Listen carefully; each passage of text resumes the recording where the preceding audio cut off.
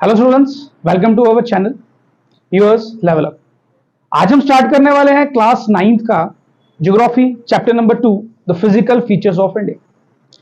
ये चैप्टर बाकी हर एक चैप्टर की तरह सिग्निफिकेंट चैप्टर है, बट इस चैप्टर में स्पेशल सिग्निफिकेंस ये है कि अगर आप 9th क्लास के ज्योग्राफी का पूरा एक कनेक्टिविटी बनाना चाहें तो इस चैप्टर को समझना बहुत ही जरूरी हो जाता है। बिकॉज इसके बाद जब आप चैप्टर पढ़ेंगे क्लाइमेट, इसके बाद आप चैप्टर पढ़ेंगे ड्रेनेज, इसके बाद आप चैप्टर पढ़ेंगे the natural vegetation and wild life, वो सब जो है कहीं ना कहीं इस चैप्टर से जुड़े हुए हैं।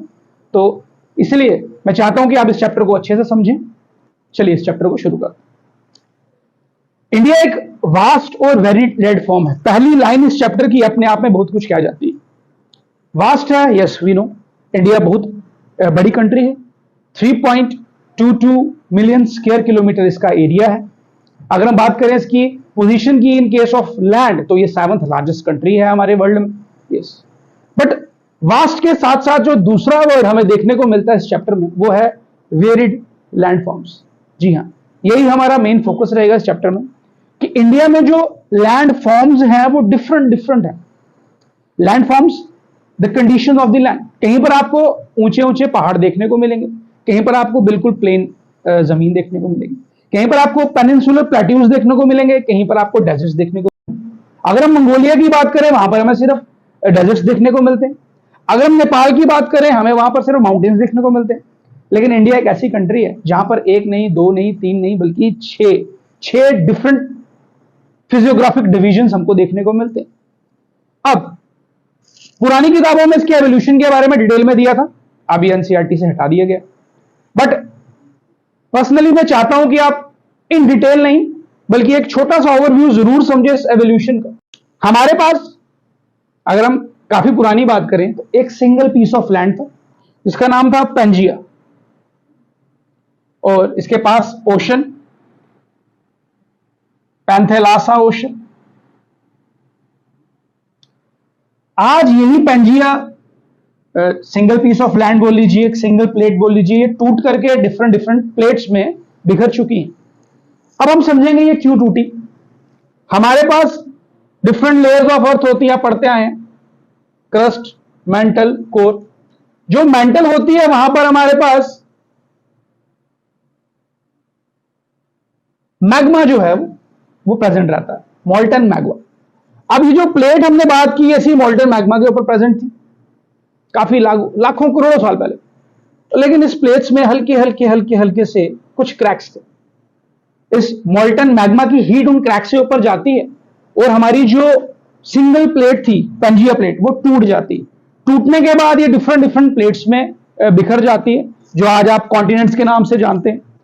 अब हमें अगर एवोल्यूशन समझनी है और स्पेशली इंडिया के फिजिकल फीचर्स हम पढ़ रहे हैं तो हम समझेंगे दो प्लेट्स के कॉरेस्पॉन्डिंग।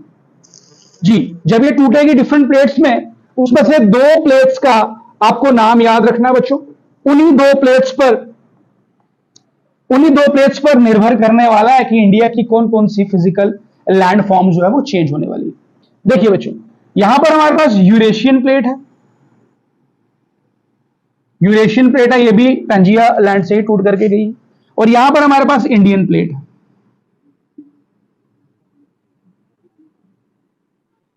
ये इंडियन प्लेट इस जगह पर थी किसी समय, और जैसे कि आपको मैंने बताया कि ये मॉल्टन मैग्मा के ऊपर तैर रही है।